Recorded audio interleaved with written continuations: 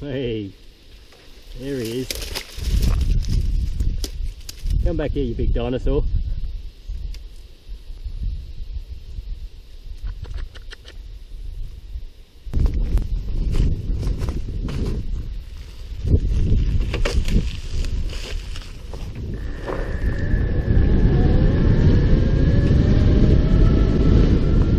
Okay, so day 2 of my full discharge capacity testing, following on from yesterday when I got 58 kilometres until 0% was showing. Decided today to see how far I can get, taking it a little bit more easy. So I've left it in economy mode entirely for this ride this time.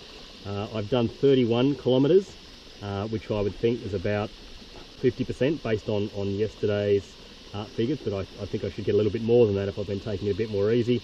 The capacity meter shows 56% still remaining, so maybe based on that I might get as much as 70 kilometres range. I'm a long way from home now. I'm well 31 kilometres in a straight line straight off into the bush, the national park. I'm sort of out in the middle of nowhere here, so bit of a gamble, but at least by the time I turn around I'll be almost home around about when I run out, if I do at all.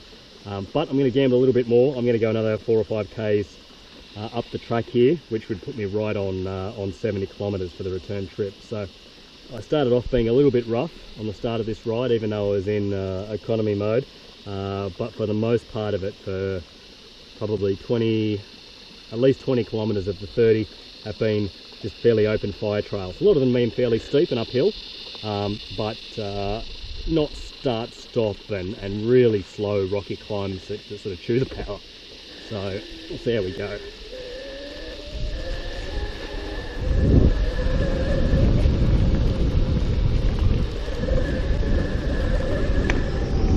The only risk in doing this entirely in economy mode is that yesterday when I was in full power in sport mode, when it was almost flat, I actually lost power and then could switch to economy to get home. Riding purely in economy mode, I won't know when the power cuts out or when the power's almost out, presumably until it cuts out. And so in motorbike terms, in internal combustion engine terms, I guess this is like the equivalent of riding around with your fuel tap already turned to reserve. So I've got no reserve if things don't discharge according to plan.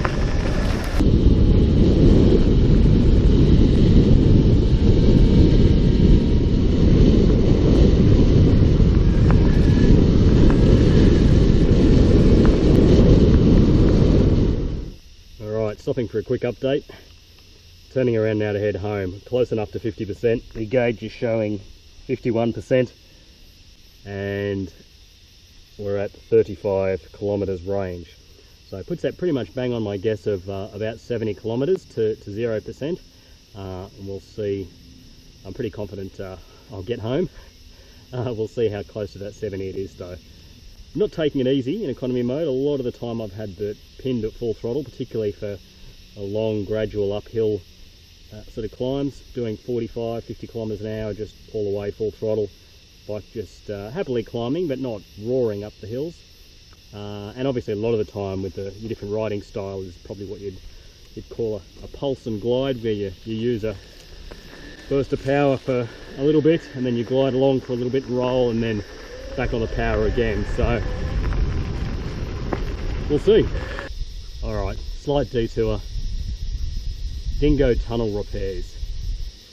That sounds like an area I want to explore. I think I can afford a couple of kilometres, hopefully it's not too far.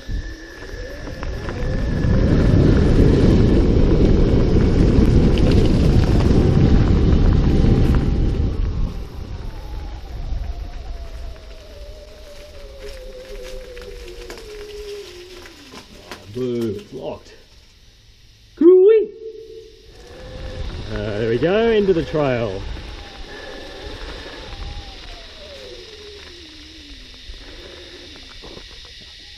Sarah's knob. There you go. Australia was transgender sensitive before the rest of the world. Getting a good energy saving downhill run here. So obviously every downhill on the return journey was a big uphill slog on the way here, so all balances out.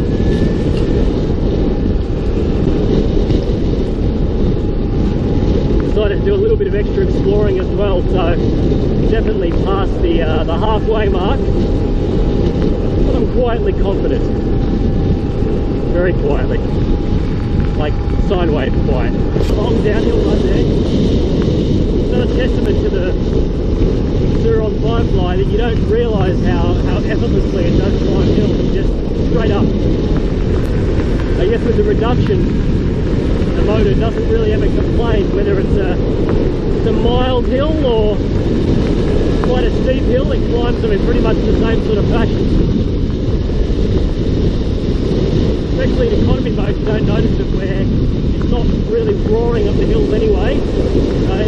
It's very impressive.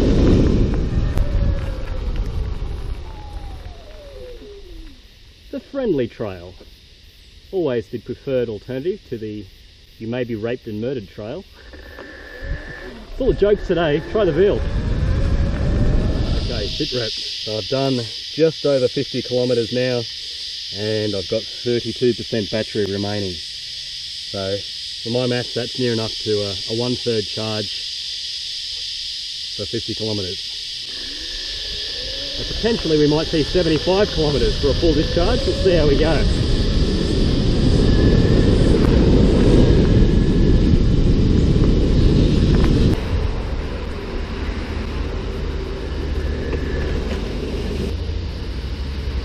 Stuck.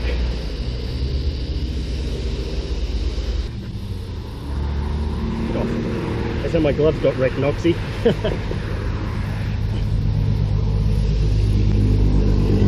Since Bruno crashed my bike, put a few scratches on the frame, I'm less worried about doing stuff like this. If it was brand new a few weeks ago, I would have been a bit more shy about doing this. A few rub marks.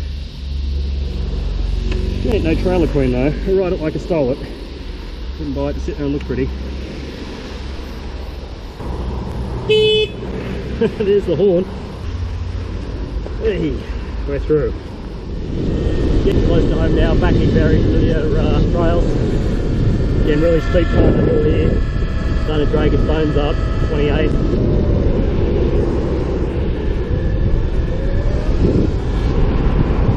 Oh no, my bike's not registered. I don't have a 17-digit VIN number. Better get off the road.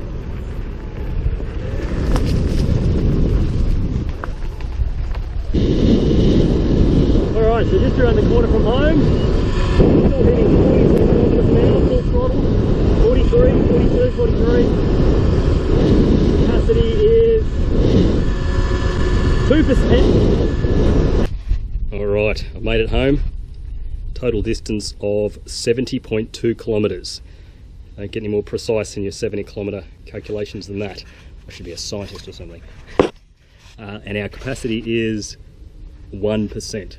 So budgeted that absolutely perfectly. So yeah, my estimate of 70 kilometres range in economy is pretty much bang on.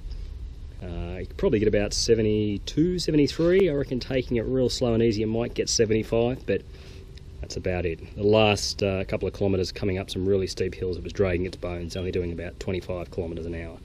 But it did it, and if I had to put it into sport, I'm sure it would have climbed very quickly. Alright, so in the name of research I decided to take it back out around the block and do some more laps until it was totally flat. Still reading 0%, obviously it's not got any worse or better. I managed to get 75 kilometres, 75.1. Still going fine, no signs of letting up, still doing 40 k's an hour top speed. That's good enough for me. I'm half tempted to keep going until it totally shuts off, but knowing that we can get another 5 kilometres range at least in economy mode after it's already saying 0% capacity is pretty good. So it's pretty conservative, it's got a bit of leeway. Anyone who's ever had to push a bike home with a flat battery would be very appreciative to get an extra 5k's range even at 40 kilometres an hour or less in economy mode.